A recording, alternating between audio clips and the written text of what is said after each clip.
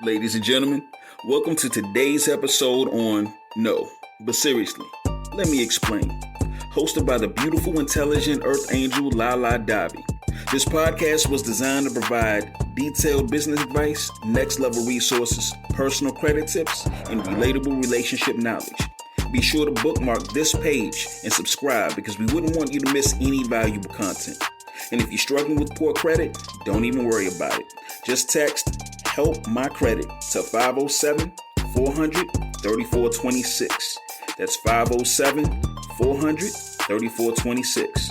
We have live agents standing by to cater to all your service requests. And now that that's out the way, let's make room for what the host has to say. La Davi, do your thing, girl. Welcome to No, but seriously, let me explain. The phenomenal podcast series that will keep you fully engaged with all of the tips and tricks you need in order to be successful while giving you lots and lots of flavor. I am your host, Lala Davi, and today we will discuss double standard. Are you really familiar with the negative design behind the terms? No, but seriously, let me explain. Have you ever been quick to judge someone but have this turtle slow ass reaction on correcting yourself? Like, you know how people tend to have these unrealistic expectations, but they don't have the same standards for those expectations? Let's talk about it. Let's talk about these double standards for a minute. If a woman sleeps with more than 10 guys, she's labeled as a slut. If a guy sleeps with more than 10 girls, he's labeled as the man. So they tend to give him a high five and tell him, yeah, you've been pulling them. Meanwhile, people frown down on a woman doing that. People frown when a woman spends $20K on her body, but the moment a guy puts $20K around his neck, he's balling. Meanwhile, guys are getting shot daily over their $20K VVS buzz downs. And I do want to say RIP to Pop Smoke, Nipsey Hussle, Takeoff, Young Dolph, PNB Rock, Trouble, Wavy Navy Pooh. He's won and a lot of cash, and I'm sure there's been many others, not to mention that's been gunned down due to gun violence. And not to mention that we've also had previous generations accusing children of being addicted to their phones and not really noticing their addiction to television and real life drama. But that's a whole nother topic. Meanwhile, we go to the gym with no t-shirts on. And if a woman goes there to the same spot with a sports bra and shorts, we're labeled as indecent. But who's really to blame for this? And then we have these emotional acts like crying and mourning. For women, we like to cry and express our emotions. A lot of the times we express these emotions in many different ways. But the moment a man express these same emotions, he's seen as weak, as if he can't show these type of emotions and he can't be emotional. But when a woman wants to be strong and do everything that a man does, is shown as a sign of strength. Not to mention, we have some men that tend to close up about how they feel. Then they're often asked, hey, why don't you talk about how you feel? What, you're not mature enough to do something like this? You don't have a boss to say how you feel and speak your emotions. And it's not so much about maturity. If you've experienced a negative outcome when it comes to expressing your feelings, you will be somewhat hesitant to be vulnerable again with anybody. People always want to feel safe to communicate their emotions whenever they're in a connection. And typically when their feelings have been played with in the past, they just tend to just shut down. We all know that bad relationships and toxic connections can leave us with emotional damage. and wounds that need proper care. But one of the double standards that really gets me is the fact that sex is perceived as something that men do to women and not really a mutual thing is really the root of both the problems. Because women, they're being blamed for their own rapes. Meanwhile, men are being victims and they're not being taken seriously. Women can falsely accuse a man of physically or sexual abuse, and society will take her word. And if a man accuses a woman of that same thing, no one is going to believe him. They're like, oh, you got raped? They may even laugh at him about it. It's not funny. If an unattractive man compliments a female at his job, he's considered a filthy pig with no respect. But the moment a man that's attractive comes to that same woman, gives her a nice compliment, oh yeah, she's flattered. And she might even go on a date with him. Double standards. You may hear family and friends say, oh, don't date him. He's too beautiful. He looks too good. He'll break your heart. Double standards.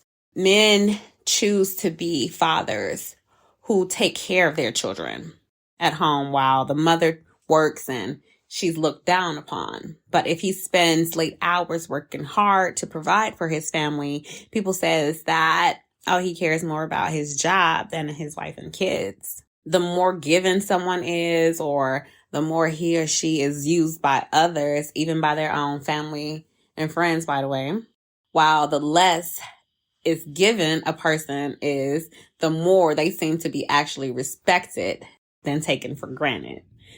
It's crazy. Like, the more you give is how you may be used by others. Meanwhile, the less you give, you may be deemed respected and loved even more by others. Like, it's a double standard. It's like, who in the right hell of a mind thought that was okay? Like, that's not cool. Just the same as if a guy ripped his shirt off to save someone for drowning. Oh, he's a hero. But the moment a girl who has a nip slip doing something, she's shameless. Oh, I can't believe that. Look at that titty. Like, as if we all don't have nipples. Okay, come on, people. Let's end these double standards. It's 2023. It's a new day.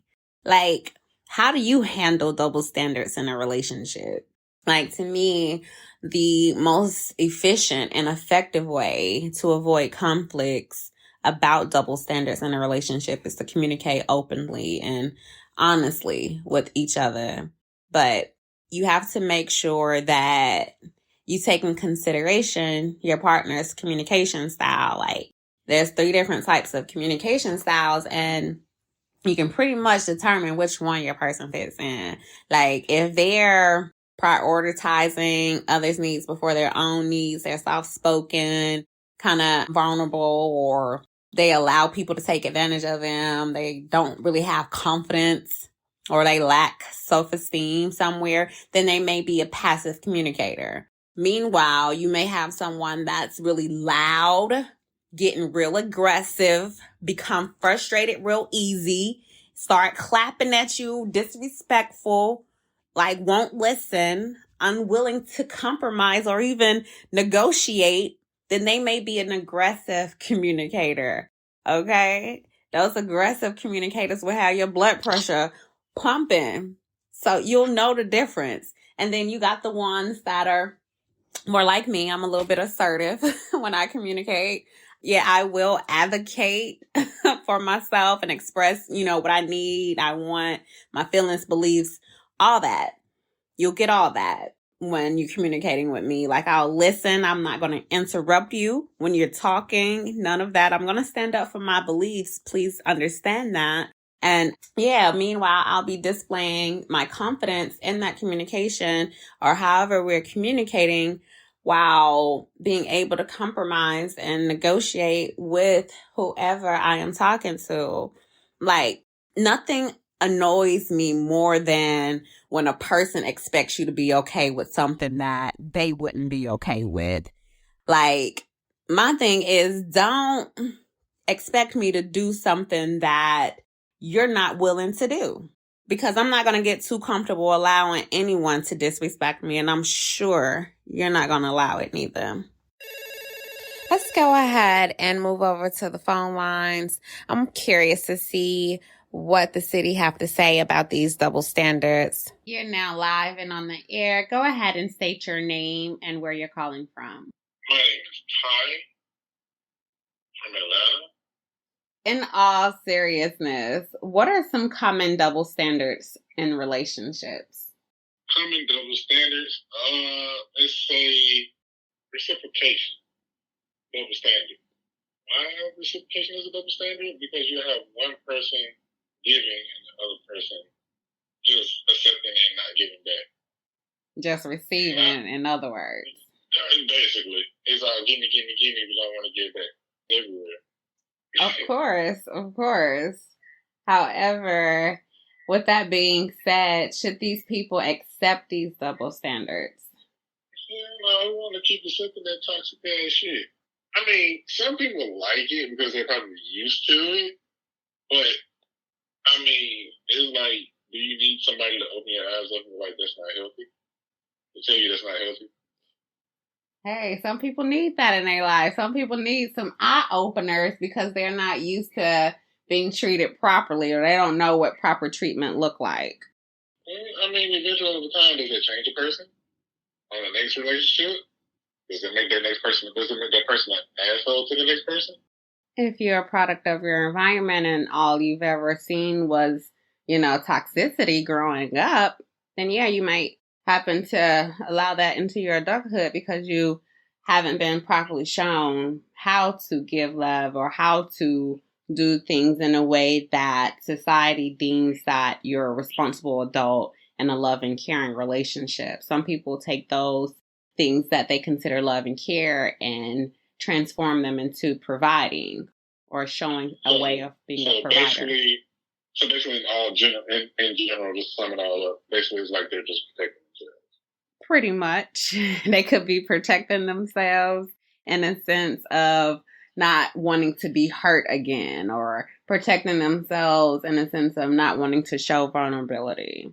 So let's say you got somebody that has a wall built up. Reciprocation, let's say they're reciprocating, but they're not getting it back. How would you expect them to break that wall down? My name make him possible to make the impossible happen. I can't make this person change overnight or because I want them to change. They have to change because they want to change. Like they have to willingly want to change. Yes, if you willingly want to change, if you're constantly in a giving position and you feel like you're over giving to the point where you don't have nothing left to give, then you need to reevaluate the situation at that point. Reevaluate your life. You need to get your life together is what you need to do. I mean, like I said, there's a lot of people out there that's like that, but at the same time, I guess you got to think about it like this. What are you getting out of it? What is it benefiting you? I know it's wrong to think about it like that, but as people, you got to think about it, those are narcissist people that don't want to get back. It's all about them being self-centered. So if you're not getting anything back, you're not getting anything out of it. Think of it like that. Hopefully they find someone that's comfortable with not receiving. But I don't know too many people that's not going to want to receive and, stay like that on a non-receiving end. Like you sitting there with your hands out, but you ain't got nothing coming back. Ain't nothing being put into your hands. Oh, the head out. I'll give you a high five. That's about it. Give you a high fucking goodbye. Okay, deuces. Like, you throw up the quick peace sign on that note. Like, that's all you could do. Too much in there, you give some bad. What do you call a person that has double standards? Oh, I already said that. Narcissist. Shit is ridiculous. I mean, over time, it's like, it's all good and dandy. But then, like, once you be like, damn, I don't even ask for shit. I just do it my own will. But if you can't do shit at your own will about me asking, and that's so centered, that means you ain't thinking about it. That means you ain't thinking about my ass. Right. So, I mean, it's just like, you gotta snip, cut you off. slowly but surely, because you can't just literally just cut somebody off just like that. You gotta slowly but surely cut their ass off. And what kind of steps would you take to slowly but surely cut somebody off? You really want me to tell you what I do? Stop talking to them for weeks at a time, then slowly block them, delete them.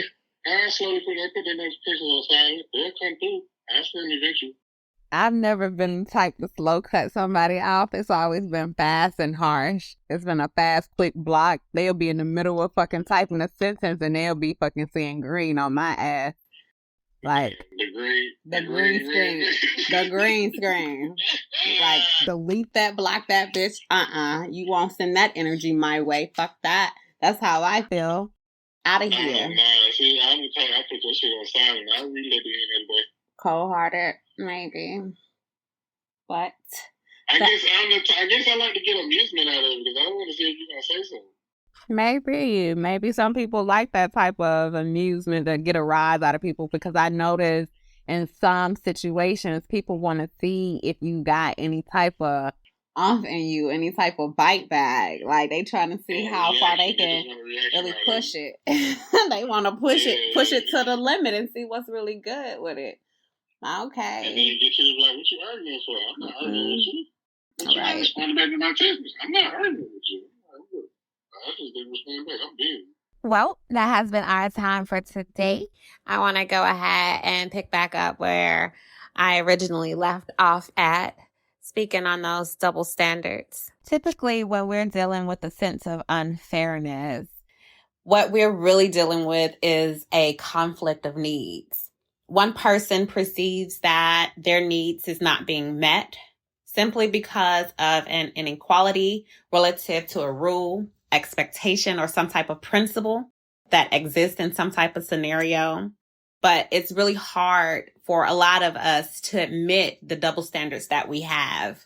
This is mainly because the double standards have been a stigma of being deemed as being wrong or bad, unkind, unjust, and just unfair. This is something that we perceive that bad people tend to do. And for this reason, we may feel ashamed about having double standards. Anything that we feel ashamed about is likely to be hidden from our conscious awareness. And this is a problem within itself. Because if it's hidden from our awareness, there's no way to have a conscious conversation about it.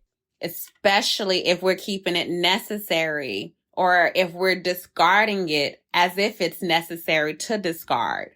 We can't even discuss how to remedy the conflict with another.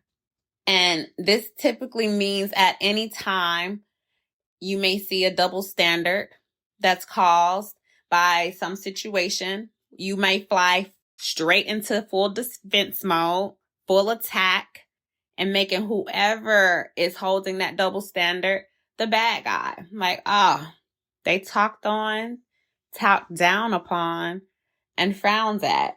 The moment you see a double standard being done, like, this might as well be a federal offense as to how we hold these standards such a high regard. The only thing that's worse than a liar is a liar that's also a hypocrite.